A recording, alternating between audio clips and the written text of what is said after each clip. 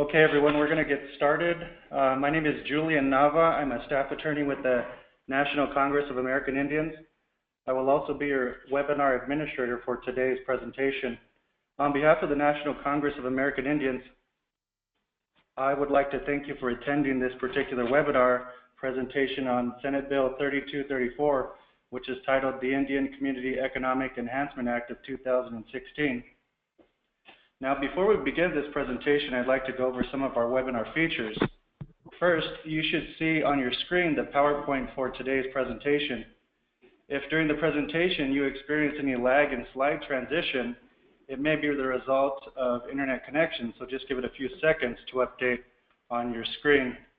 Currently, with the exception of the panelists, all audience phone lines are muted until the conclusion of the presentation.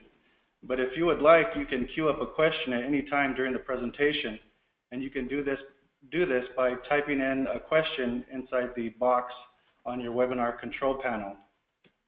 After the presentation, we will have a Q&A session, and panelists will answer questions submitted through your questions box. If you would like to ask your questions over the phone, please use the raise hand function on your control panel so that we can unmute your phone line after the presentation. Also, our webinar software archives all questions submitted through the questions box, so if we are unable to answer your questions, we will follow up with you after the webinar has concluded. And finally, this webinar is being recorded so that we can share this presentation with others who are not able to attend today's session. I'm going to change the slide. Give me a second, please.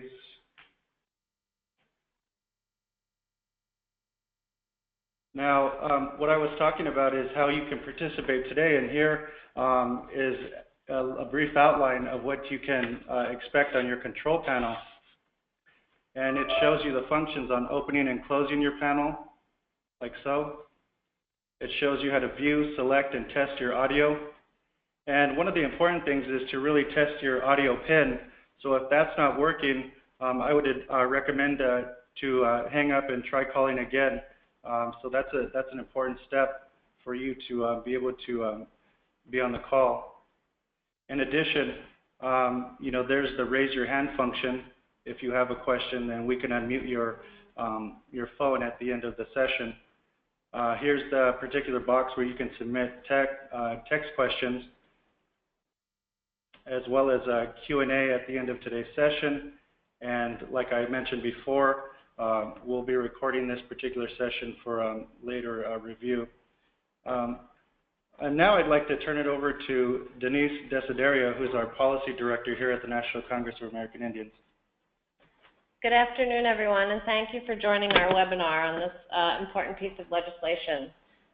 The purpose of today's webinar is really just to provide information to our members and to Indian country, and to encourage a discussion and to provide an opportunity for tribal leaders and tribal organizations to hear from the Senate Committee on Indian Affairs regarding, how this piece of legislation was developed, the key provisions that are in it, and the next steps regarding this bill in this Congress. This bill was introduced over the summer. So now that we're all back and it's the first day of Congress, we thought it was a really good time to gather everybody together and focus on the upcoming agenda for the rest of the year, and specifically what's contained in this bill. This is one of the first pieces of comprehensive economic development legislation that we've seen for a while in Indian country, and because this is such an important issue for all of our tribal communities, we wanted to make sure you knew what was in it and had an opportunity to provide feedback and input to the committee and to NCAI. Today with us we have Mike Andrews, who is the Staff Director and Chief Counsel for the Senate Committee on Indian Affairs. We also have Rhonda Harjo, who's the Deputy Counsel for the Senate Committee on Indian Affairs, and they will take over the part of the webinar where we talk about the bill and the specific provisions. We also have with us Kate Boyce, who's attending on behalf of the National Center for American Indian Enterprise, and we have Dante Desiderio, the Executive Director of the Native American Finance Officers Association. Before I actually turn it over to Mike, there's something else that NCI has been working on with Indian Country and with the committee very closely that I wanted to just make a couple remarks about, and that's the Survive Act. It's S-1704. You all know that we've all worked incredibly hard this year on making sure that tribes receive direct funding from the Victims of Crime Act Fund, and we've come a long way. We've educated a lot of members. We've made significant progress. We now have language that provides a 5% set-aside for Victims of Crime Act funding directly to tribes on both of the appropriations bills that are sitting in the House and the Senate full appropriations. And that 5%, the impetus for that number and why we were able to get that on those appropriations bills is because of the Survive Act that went through the Committee on Indian Affairs that was introduced by Senator Barassi. So we have an opportunity now before the end of this year to still have an impact on that bill. We are incredibly happy with the appropriations language, but for the long-term solution, we still need this legislation to pass. So as you hear from Mike today, we will also give you direct information on how you can have an impact on that. Right now, we are under a fairly significant time crunch on trying to get something done on that bill this year, as with our other legislation. So I just wanted to highlight that before we go, and Mike will elaborate a little bit more on specific actions. And with that, I just want to thank the committee and the other panelists for being here with us, and to allow us to present this webinar. And I'm going to turn it over to Mike and Rhonda now. Thank you. Thanks, Denise, and all those that are listening today here. Appreciate everyone's time and attention. Before we get into the Economic Development Bill, or as we like to refer to it as the ICE bill, I'd be remiss if I didn't talk about the Survive Act. And just real quick, by background, it's a very important piece of legislation. If you think about the spirit of victims in Indian Country, this bill was drafted with the mindset that Indian Country has really been left out of the equation in terms of victim services and the capacity to create, build, and have that bricks and mortar to provide necessary services for your communities. And the Survive Act really is a foundation for that opportunity. This bill has a bipartisan support. I would say 12 of the 14 committee members that we have signed on with it. And again, I really want to stress that we're real close on getting this across the finishing line. And that's why I'm taking up some of your time just to tell you this. Senator Barassi is working very closely with our Judiciary Committee. They have some concerns with the bill.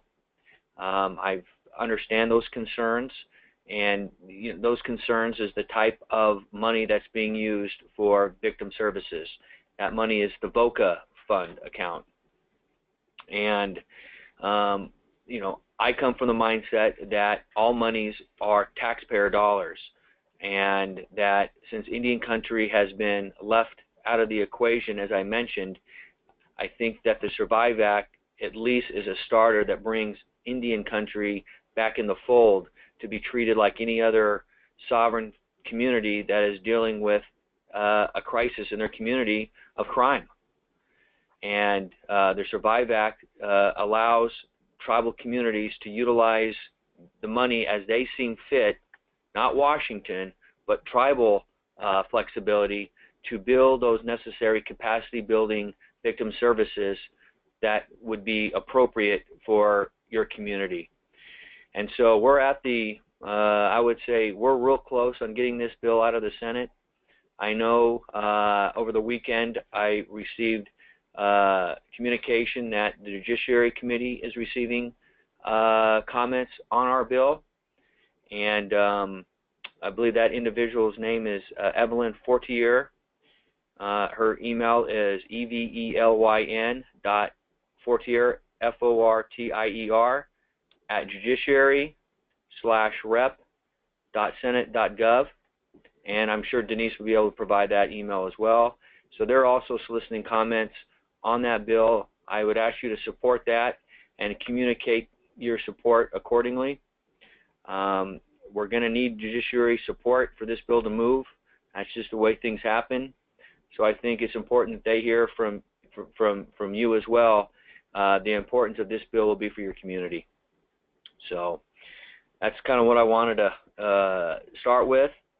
And at the end, I'm certainly can answer any questions you have on that bill and how to get more involved. So with that, we turn our attention to the Indian Community Economic Enhancement Act of 2016, otherwise known as the ICE Act, and that's Senate Bill 3234. Here in the committee tomorrow at 2:30 p.m., we're set to have a legislative hearing on this bill. One of the important areas, of course, is we wanted to hear from you all on this economic bill, the impact it would have on your community.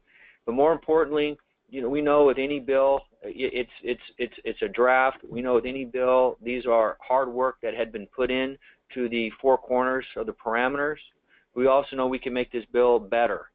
And it's been our hope and our desire after this conference call to solicit and get your input so we can make this bill better, so it will have necessary momentum like the Survive Act to also pass.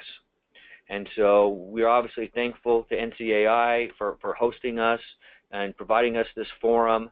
And of course our panelists, Dante and Kate, for joining us as well. And so they can also provide their expertise in tribal economic building as well. We have for you a PowerPoint presentation that Ms. Harjo is going to go over. And again, we look forward to a productive dialogue. And obviously, we look forward to moving this bill, at least the concept of this bill, forward so we can finally bring some parity and economic relief to Indian country. So with that, let's probably go ahead and get started on the PowerPoint.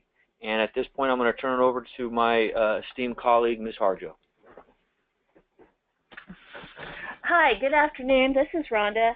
I work for Senator Barassi, Chairman of the Indian Affairs Committee. And I just wanted to walk through this PowerPoint and our bill with you and sort of how it developed, and then, of course, turn to some of the experts on some of the finer points of the provisions, and then we'll turn it over to Denise for Q&A. So let me get back up a little bit to the State of Indian Nations congressional response last year. Senator Barassi, when he took over as chair, he had served 6 years as vice chairman of the Indian Affairs Committee. And of course, he had heard all the hearings and all the challenges facing Indian communities. And when he became chair, he was certainly set upon trying to address some of the top issues that had been coming up time and time again. And in his State of Indian Nations congressional response, he remarked that there was a number of priorities, and economic development was one of them. So in pursuit of that goal, he called a number of hearings and listening sessions over this past Congress. And I know there had been additional hearings and listening sessions in prior Congresses. And all of this together sort of congealed to a number of different points. Time and time again, we heard a few things that kept bubbling up, such as access to capital and improving the Buy Indian Act, and a few other things that are reflected in the bill. So the intent of this bill, after we compiled everything, the goal here was to start with these top priorities and then have maybe a series of bills on economic development. So in this bill, our purposes here was to help increase access to capital for tribes and Indian businesses, increase opportunities for Indian business promotion, and of course create mechanisms or tools to attract business to Indian communities. Those are big orders, but we can start with at least tackling on the primary laws affecting economic development here. And as you can see from the PowerPoint, there you have those purposes right there. And this bill amends 4 federal laws: the Native American Business Development, Trade Promotion, and Tourism Act of 2000, the Native American Programs Act, the Indian Trader Act, and the Buy Indian Act. There are also additional provisions, which I'll get into shortly, addressing other matters related to economic development. Okay, so among the key provisions of this bill are: 1, to elevate the Director of Native American Business Development within the Department of Commerce. Now, that position was created back in 2000, and it's been operating, but not as effectively as we'd like, and I understand currently that it is a special advisor position, sort of under the Director of Intergovernmental and Legislative Affairs. So our goal here was to elevate it so that this position was reporting to the Secretary, and that the Director would have a key role in infusing federal Indian law policy and attention throughout the department, working with the agencies and not just serving simply as a liaison to Indian tribes, although that's one of the important roles as well. And another provision was to require coordination and development of initiatives by the Secretaries of Treasury, Interior, and Commerce. We focused on those particular agencies at the beginning to do some of the things that I guess actually they're authorized to do it, but they're just not doing it, or not doing it enough. So we wanted to reinforce the idea that they need to work together, and they need to bringing forth these types of initiatives that are going to promote Indian businesses in Indian country. And they require, as part of that, it would be to require tribal consultation on how to increase investment in Indian communities. That's a key component there before they develop any initiatives, as you know. Then, of course, one big ticket item is the permanent waiver of cost sharing for Native CDFIs. CDFI stands for Community Development Financial Institutions, and they're an important component out there in getting capital, such as small business loans in Indian communities. Right now, there is a waiver of that cost sharing, but it's in appropriation, so we have to keep authorizing it year after year after year, and if it's not in the President's budget, then it becomes a substantial effort to get it into appropriation. So it's already the law, so we just want to make it permanent for these Native CDFIs and give them some ability to plan and not leave them hanging or depending on whether it's going to happen in appropriations each year. Now, one key provision that is included in the bill, as I mentioned earlier, it's related to economic development, is on the next page of the webinar document. It's to provide parity for debt financing by addressing the essential government functions requirement. Next slide. There we go. Thanks. We put it in our bill, and the purpose of this is actually to address the essential government functions requirement and tax-exempt bonds. Tax provisions are in Title 26 of the United States Code, and if you have a tax provision in a bill, then that ends up getting referred to the Finance Committee, and that's a little bit, that's a Senate rule over here. So in dealing with these rules, we wanted to make sure that this bill was referred to the Indian Affairs Committee. So we have this drafted in such a way that it is to serve more or less as a placeholder for amending the Internal Revenue Code, Title 26. But be advised here that that's the intent and the purpose here. We are working with the Senate Finance Committee and the Joint Committee on Taxation to address this matter.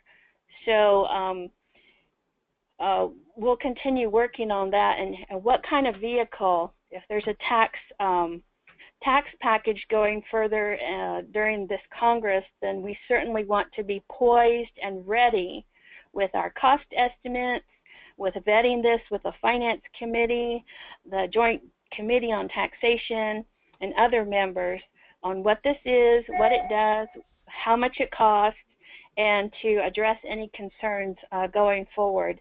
If that tax package moves, we want to be ready to be able to have that for their consideration and inclusion. So, but this is the purpose, just, we want to make sure that people understand that we're working on it, that we want to seek input on it, and certainly get support and help in advancing this type of provision with our sister committees. And of course, on the House side, that would be Ways and Means. And Dante might address a little bit of that later on today. Another key provision here is to add accountability to the Buy Indian Act.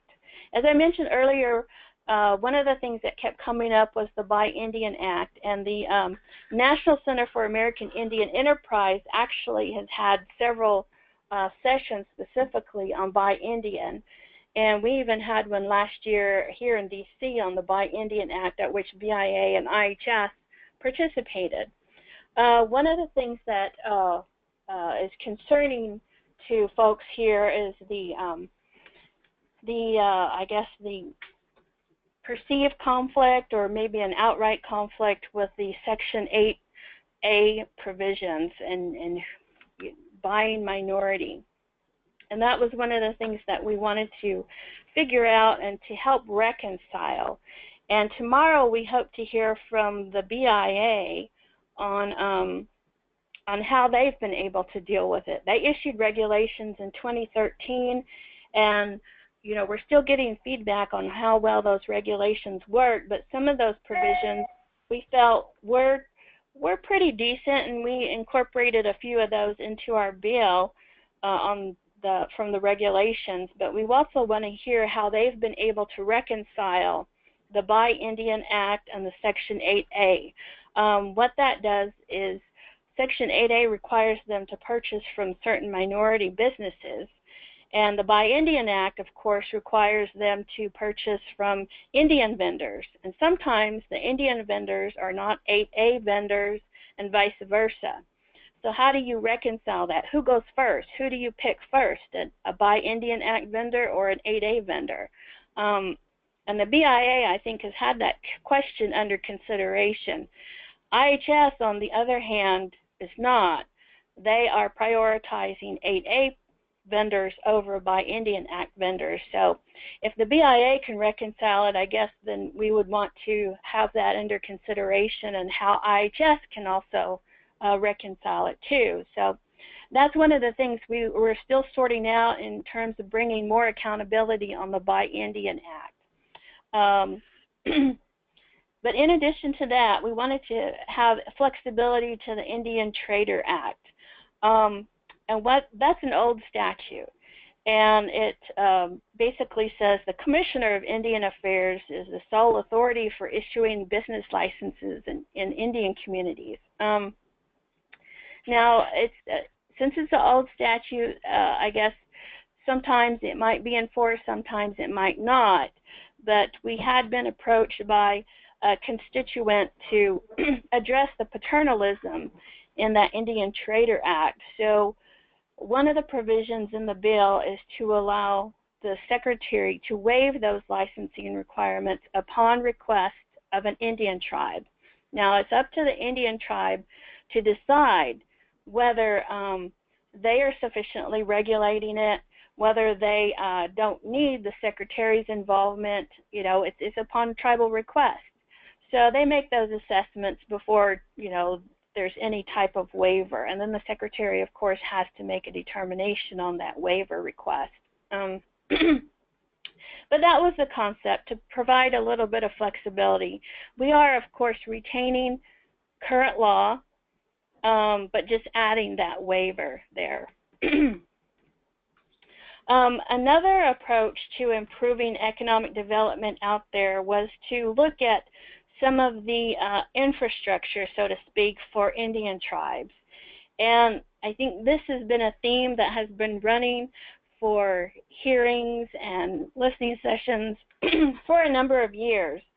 And that was the existence of an adequate tribal judicial system for economic development. That means codes and courts. With that in mind, we felt pretty strongly that perhaps there ought to be some assistance out there, and where do we find it? Well, the ANA, the Administration for Native Americans, has economic development grants out there. So we put a provision in the bill to prioritize the development of tribal codes or courts for economic development purposes, and also to take it a little bit step further to the development of native CDFIs and master plans for community or economic development.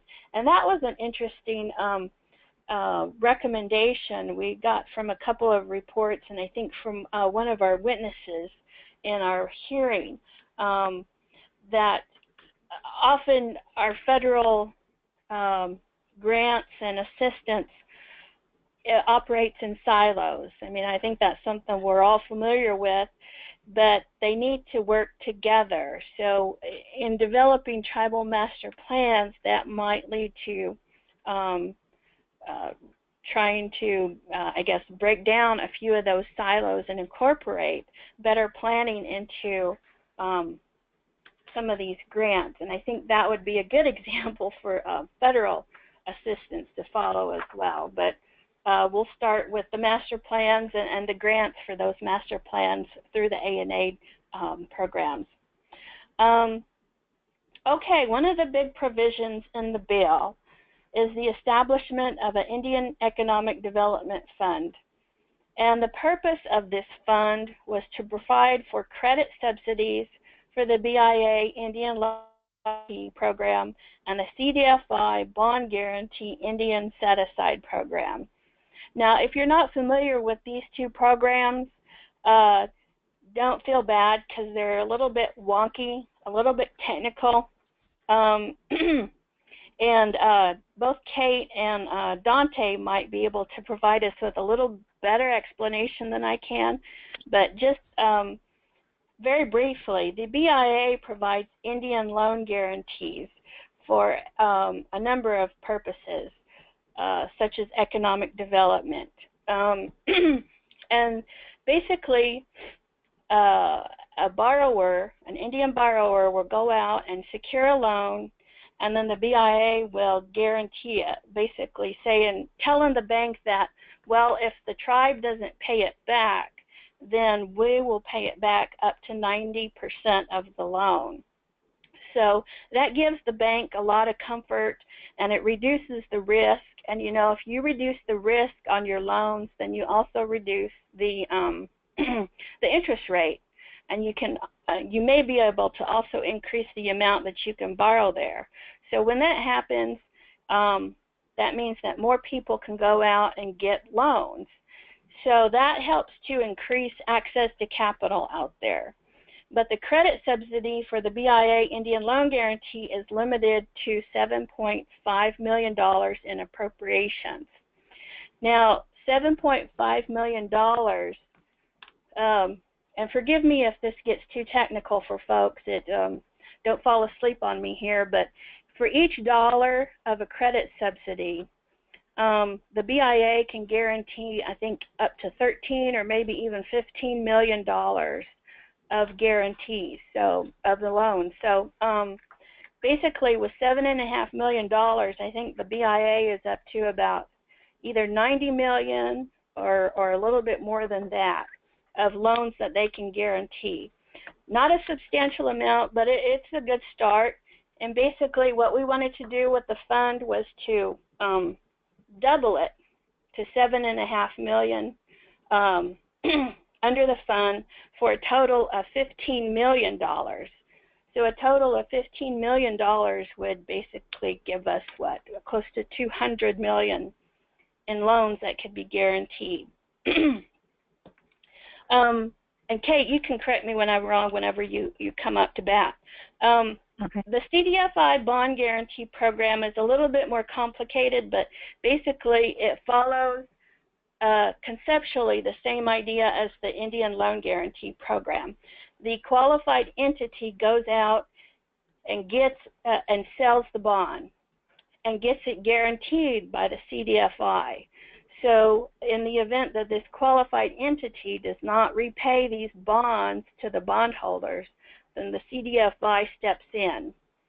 And then with the bond proceeds, this qualified entity will go out excuse me, and reloan it to other entities such as CDFIs. A CDFI can also qualify as a qualified entity as well. But we've only had, I think, only one Indian entity qualify, which was the Citizen Band Potawatomi. And we want to expand that, not only for the qualified entities, but also the secondary borrowers, the other CDFIs. But how do you do that? There is no credit subsidy for the CDFI bond guarantee, and there is no Indian set-aside currently. So we had to create both. And one of the principal policy requirements for the CDFI bond guarantee program is that it's not a burden on the taxpayers. So there was no appropriations to be found or that could be done for the CDFI bond guarantee credit subsidy. So we had to be a little bit creative. Excuse me. Years ago, and in doing research on finding some sort of credit subsidy and talking to a lot of past folks that had worked on the committee, that had worked with Indian Affairs, tribal representatives, some interesting conversations came up that years ago tribes had been talking about contributing to some sort of a fund to kind of help out. But in exchange, I guess there would need to be some type of reason and incentive for tribes to contribute to this. Right now, I mean, there are some tribes that actually do help out other tribes, either in the form of grants or maybe very low interest loans, and but they don't get credit for it, so to speak. I mean, they might get thank yous for it, and helping out their brothers and sisters is a great thing, but they don't get any type of credit. Like if you and I as individuals contributed to a charitable foundation, a 501c3 corporation, we would get a tax credit for it or a tax deduction on our income taxes when we filed. But tribes don't get that. So in order to find some type of incentive for tribes, that was a big challenge. It was a big challenge years ago, and it's a big challenge today. And that was, I think, something that we had been talking to tribes about over the past year. And then, of course, after we introduced the bill, we continued to talk to tribes about it. And so it remains a significant challenge on what kind of incentive or offset or or credit could be provided to Indian tribes to incentivize them to contribute to the fund. Excuse me. But let me walk through what this fund, how it broke down. On the slide here, I think if you back up a second on the slides, 40% went to the BIA Indian Loan Guarantee Credit Subsidy, and it would be capped at $7.5 million. 40% would go to the Bond Guarantee Credit Subsidy, and it would be capped at $10 million. 15% would be a reserve fund, and then 5% administrative expenses. Then other key features of the fund would, as you see from the next slide there, the Treasury Secretary invests the funds, and then if there was any excess over 15% of the fund plus $25 million, there would be tribal consultation, and then it would be used for either those purposes: community or economic development, healthcare, public safety, natural resource protection, and sanitation. But as I said before, if you look on the next slide, it's still a work, it says on the slide that it's a work in progress. I think we want to continue moving the bill, and at this point in time, as I said, the incentive remains a challenge. So what we plan to do for our markup is to turn the fund, instead of just outright doing this, turn it into a study. And of course, we're sketching out how that study, what it ought to look like, and what it's going to evaluate, and of course, make sure that tribes and tribal orgs and Indian businesses are involved in the development or the development of the questions and information. So I guess that's one of the key pieces that we wanted to identify today on the change for this bill. We do have a few other little tweaks to the bill and refinements that we've already heard from. We have engaged with all of the agencies, Treasury, Commerce, Interior, and our sister committees as well. And we have been talking to folks on the House side about this bill, and we'll be evaluating how best to move it over the next couple of weeks. But before we do that, of course, as Mike mentioned, we're having the hearing tomorrow. We're having the markup tentatively scheduled for the end of this month on September 28th.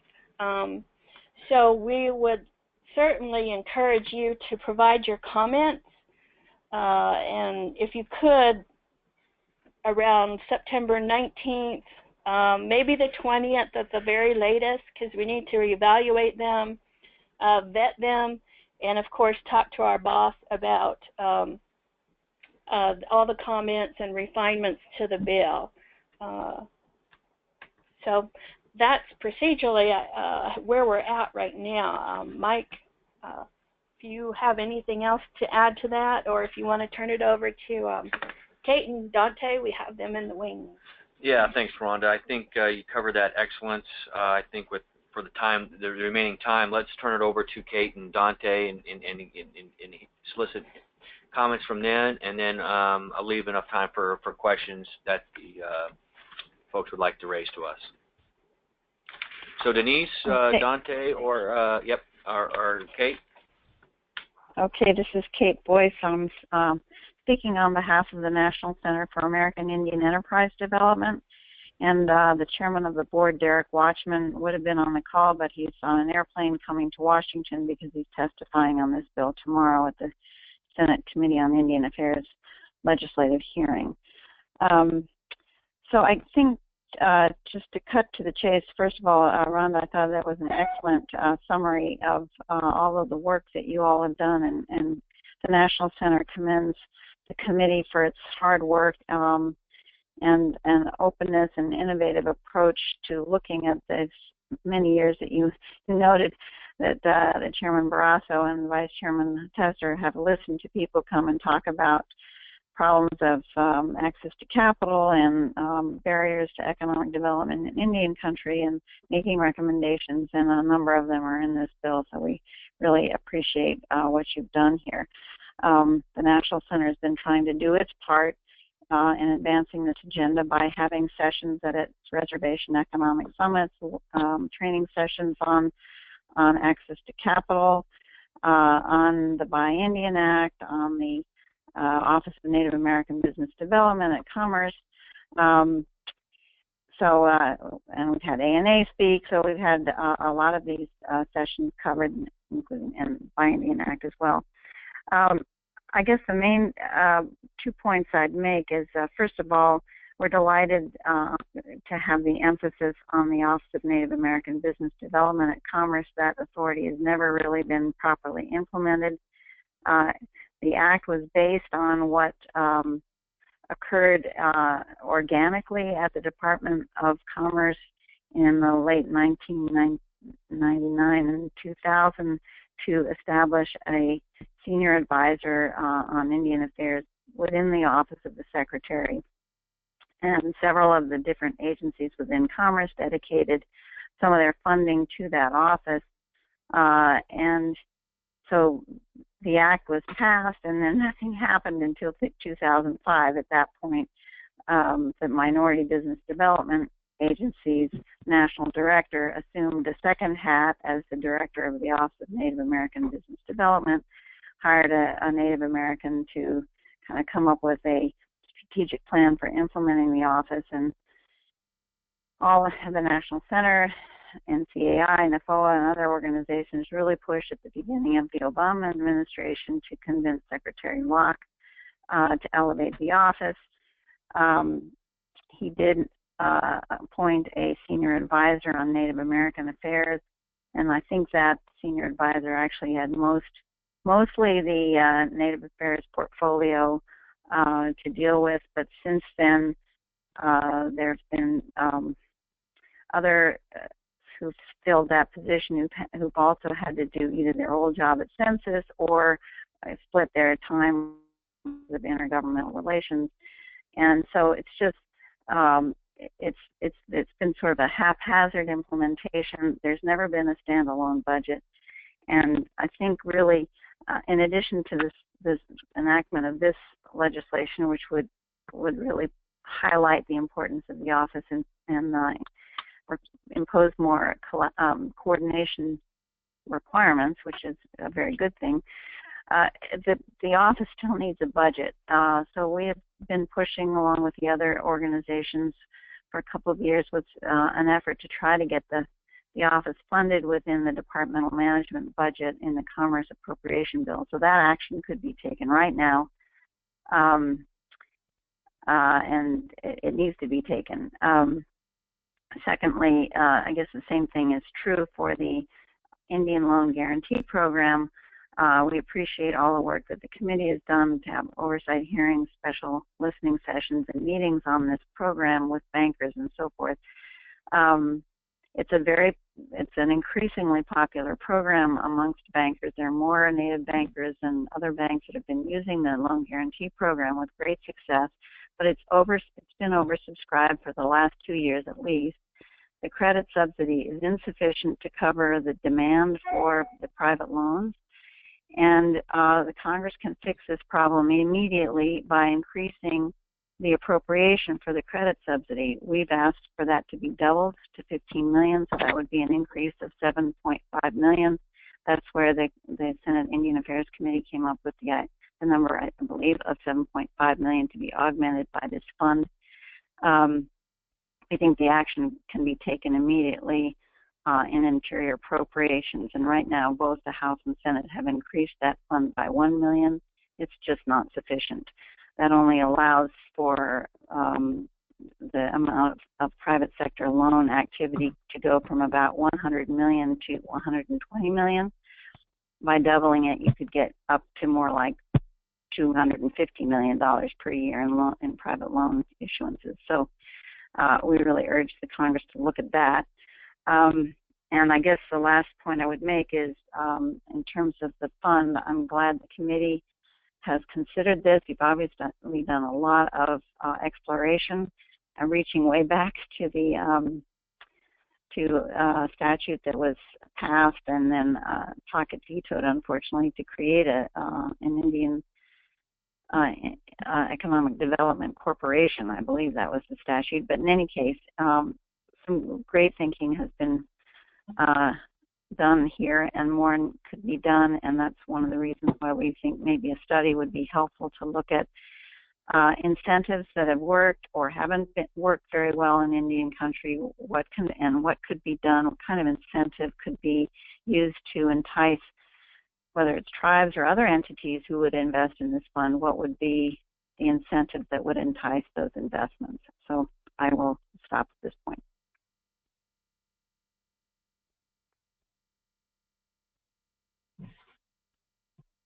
Okay. Well, this is Dante Desiderio. I'm the Executive Director for the FOA. I do want to make a few comments on the bill, but first I want to thank the Senate Committee on Indian Affairs for coming up with a bill that takes on some issues that have been stubbornly out there for a while and also gets creative in trying to address some of the capital and other jurisdictional issues.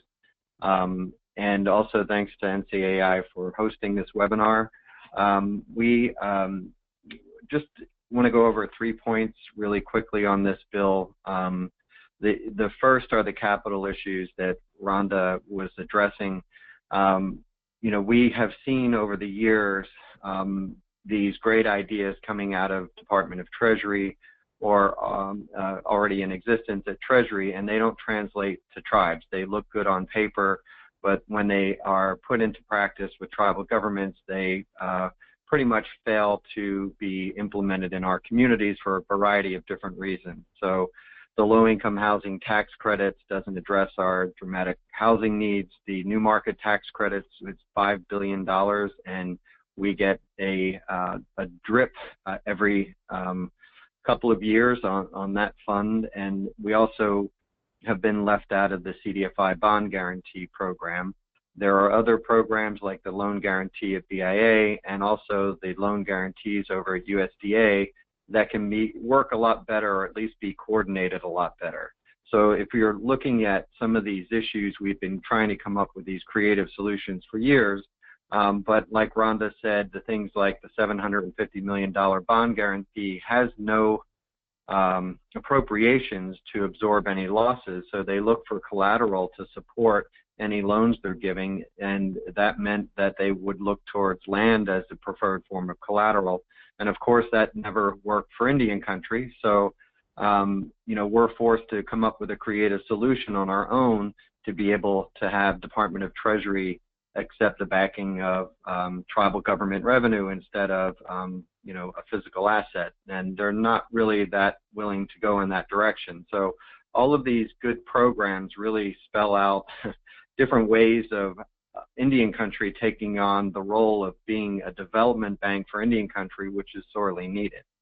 So our support on doing a study on the low-income housing tax credits, new market tax credits, CDFI bond guarantee, even the CDFI program, and also on the bond or on the loan guarantee in Interior and USDA is going to help us to really come up with fixes and give us a little bit of wind in our sails to be able to present this to Congress if we're doing a GAO study. So we want to strongly support that and also stay involved on what that study looks like and the agencies that are included on that. These things are done piecemeal, and tribes need to become experts on each agency's way of doing things, and we really need a more common approach to handling a lot of these capital needs in Indian country. The second thing I wanted to bring up is on the Indian Trader Act. You know, I think it's a great idea to come in to try to, you know, have waivers for trade of goods and services, but I'm not sure that that goes far enough in its current state. I think the Bureau of Indian Affairs and other tribal leaders that we've talked to would like to see the Senate Committee on Indian Affairs take a real more definite stand on having any products produced, businesses procured, or services provided, a real clear statement that that is the sole jurisdiction, including the taxation authority of tribes. So just setting out that we're going to provide this way of being regulating trade, you know, a lot of tribes are doing that already, but we feel that it needs to go one step further and support sovereignty like other regulations have done in, you know, over the past 5 years or so. So we want to support more teeth in the Indian Trader Act, and also really support Congress in taking that role and making sure that if it is our goods and services that we're producing, that there is the support that that's also our jurisdiction and our right to tax those goods and services. And the third thing I want to bring up is the essential government function test. This is also appearing in a bill 4943, HR 4943 in the House, and it's something that we've been talking to most of you about already. This deals with the essential government function test. We'd love to continue to support on that, and having this as part of Rhonda and Mike's bill, or Senator Barasso's bill, is really important because it does give that extra seal of approval for getting something fixed for the essential government function and freeing up the capital for tax-exempt debt, and also freeing up tribes from having to deal with multiple retirement plans. And more importantly, what we think it does is it gets rid of that definition of tribes in legislation that I think does us a lot of disservice, and I think if the longer it stays in, the more likely it is used as an example for others who want to falsely divide and define what is essential for a tribal government to take on. So we need to open that up and also get rid of those definitions for tribal governments to maintain their sovereignty. So those are 3 points that I wanted to bring up, and just to strongly say how much we support building the Buy Indian Act, getting the waiver, permanent waiver for the CDFI fund. That is a program that's working really well, and also elevating the office in commerce and opening that up to having more of a say in the commerce as it relates to Indian country. So thank you again to the Senate Committee on Indian Affairs for taking this up, and by all means we'll be offering to help out in any way as this moves forward.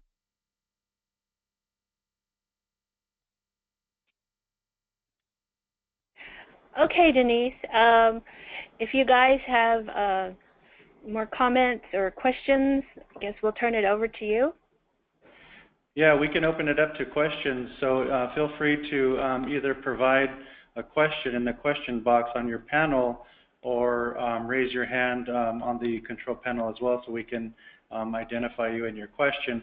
We do have a question from Liz Walker, and the question is, what will the amendment to the Indian Trader Act do by the waiver, and can you provide an example?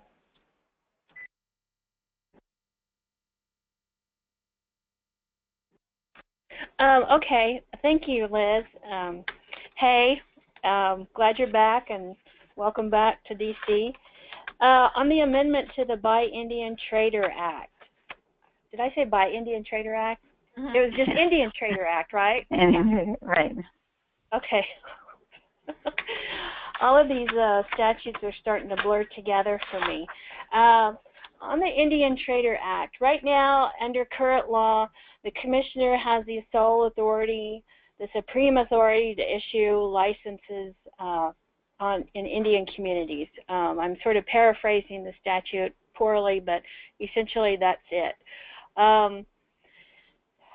It's a unique question you have there. In our research on that, once the constituent came up and talked to us about this, we started digging into it and asking questions of the BIA. And the BIA had a lot of questions too, because they were sort of unfamiliar with it, since it's a very old statute, and they polled their regions, and it's uncertain exactly how extensive it's been enforced. But there are some instances out there where, yes, there have been some licenses issued many years ago. There apparently, at least in this one particular area of the constituent, the BIA is still active and engaged on it. So if that's the case, then basically the tribe will just, at least in my mind, send a request to the secretary and ask a waiver for it, for the particular licenses, maybe a specific license or in whole. I guess that would be up to the tribe to decide, and then the secretary would act upon it whenever. The bill also states that the tribe has laws governing the regulation and the activity. So that, at least in my mind, would be the process there. Does that answer your question? in the cases, I suppose, where the secretary's maybe not really enforcing it, I don't suppose that would be an issue there, and the tribe would go on as business as usual.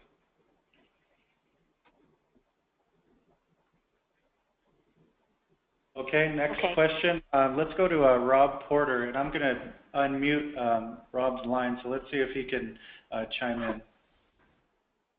Rob, are you on? Good afternoon. I am. Can you hear me? Yes. Yes. Excellent. I certainly want to echo the thanks to Senator Barassi and the staff and everyone on the call for helping move these issues forward. Very important for many Indian nations and tribes to broaden their economies. I want to echo just some concerns about the Indian Trader Statute amendments. As some of you know, there has been some discussion and effort, particularly with NCI's help, to expand actually the role in which the BIA could develop regulations that would expand the role of federal protection of tribal commerce. And I think that there's probably a way to slice this just right so that the concerns about not having the federal government interfere with commerce could be respected. But quite honestly, the bigger problem we've had is the interference by other governments, particularly state and local governments, tribal commerce. Up until just a few decades ago, the Indian Trader Statutes were considered to be preemptive of any interference by state and local governments in tribal commerce. But mainly through a series of cases, the cigarette cases, the Supreme Court said that state and local taxation, for example, could be tolerated even though Indian traders are doing business in Indian country. So this is at minimum a great opportunity for further discussion and research on really what I think those of us from the ground floor have seen is an unbelievably destructive impact of interference in tribal commerce, whether it be natural resources development in terms of oil and gas, but could also be just trading in goods and services. And I think as tribes get more involved in expanding their economies, we've heard it time and time again, Indian countries should be able to do business with each other without interference from other governments. So I'm hopeful that this could be a continued area for focus for the committee. Mm-hmm. Okay, thanks. Okay, next question is from Jackson Barassi. Let me unmute the line. Jackson, are you there? Yes. Well, thank you again. Echoing everybody's appreciation for focus on this issue. This is a very important issue. And the background, my name is Jackson Barassi. I work for the Navajo Nation. And Navajo Nation is very interested in this bill and this subject. And we share some of the same concerns that Dante from FOA brought up and support the bill. Overall, one thing we wanted to highlight that we've had some discussion about already is the Buy Indian Act and giving it some teeth, specifically what we think would be feasible here and what we would like to see, and we're putting together comments on, is putting a goal or a target for the Buy Indian Act set in IHS and BIA, specifically set in a number, say 30% or maybe even 15% of contracts that go through BIA or IHS be set aside for Native American businesses to grow Native American economies. So wanted to put that out there. If there are other folks or other tribes or other organizations that have thoughts about that, I'd be interested in talking about it more. But overall, definitely appreciate this conversation and looking forward to seeing folks tomorrow. Thanks. Yeah, thanks, Jackson. Your idea of a goal is something that I think we've heard that maybe once or twice before, and I can't even remember who said it. There's been so many things coming forward, but yeah, that is something we are looking at, a goal, and we want to talk to BIA about that maybe tomorrow. So thank you. Yeah. Thank you. Rhonda, if I could pipe in here, this is Kate Boyce again from the National Center. I should have mentioned, and I apologize for not emphasizing the importance of the Buy Indian Act amendments that you've included, and we thank you for that. The National Center has supported and when imposing a goal, not imposing a goal, but at least having encouraging the agencies to set a goal for their Buy Indian Act procurements. President Obama had, when he went to Standing Rock, the new regulations of BIA had just gone into effect, and he talked about trying to increase Buy Indian Act contracting by 10% that fiscal year.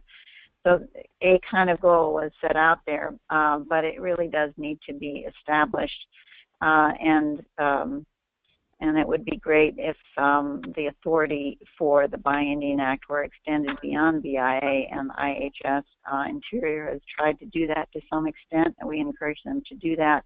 And we also have long taken the position that the Buy Indian Act authority properly should be imposed on funds that are appropriated for the benefit of Indians if there are contracting actions that flow from those funds appropriated. So that's a pretty broad mandate, but we hope with some of the reporting that you were required, which we appreciate and we had suggested in the past, that maybe there'll be some recommendations in those reports as to how the authority could be expanded. Yeah. Okay, thanks. Okay, we have a question from Paul Moorhead, and it requires a little bit of a setup, so bear with me. But it says the Indian Tribal Regulatory Reform and Business Development Act requires Commerce to set up a 21-member Regulatory Reform Commission to review and propose revisions to laws and regs affecting investment and development in Indian country. Commerce has never implemented this. Have you thought about moving it to the Interior or grilling Commerce so much they establish it? Yeah, that one, I think, is a recent recommendation to revisit that. So we'll be looking at that to see what's our best alternative on that. Paul, we certainly hope that you will remain engaged and help us figure out what might be the best approach to getting that done.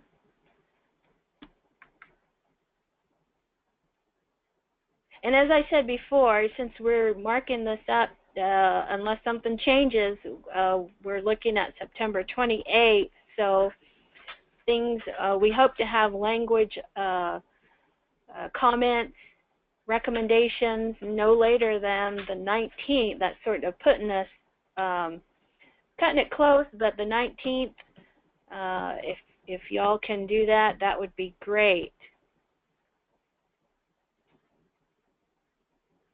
Hint, hint, Paul.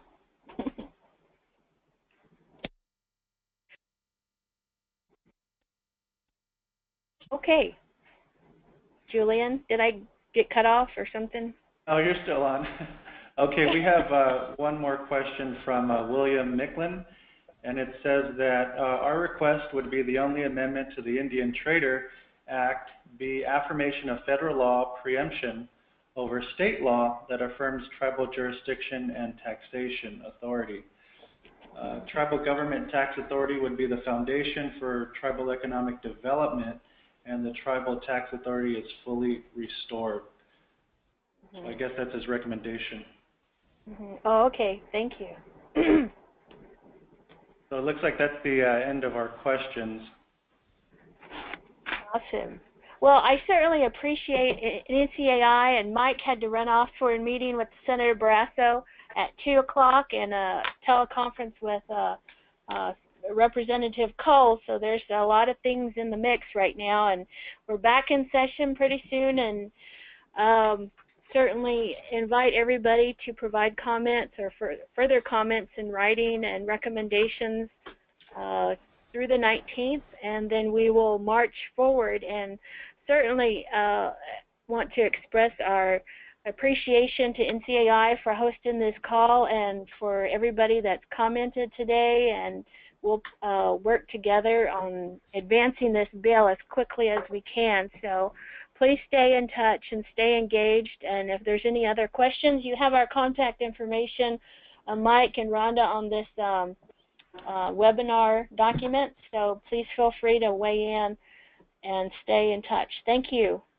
And like I mentioned at the beginning, this is going to be recorded, and we will also provide copies if anybody needs that. We've also attached handouts on your panel. We have 3 handouts of the actual bill, the section by section, and a one-pager. And we will also distribute this through our YouTube. And okay, we'll work together on additional language, and hopefully we'll be able to have that circulated before our markup. So Julia and Denise, I guess if you guys, if we can coordinate through you and Kate and Dante, that would be great. Okay, I think that's it. Thank you. Thank you so much. Thank you. Bye.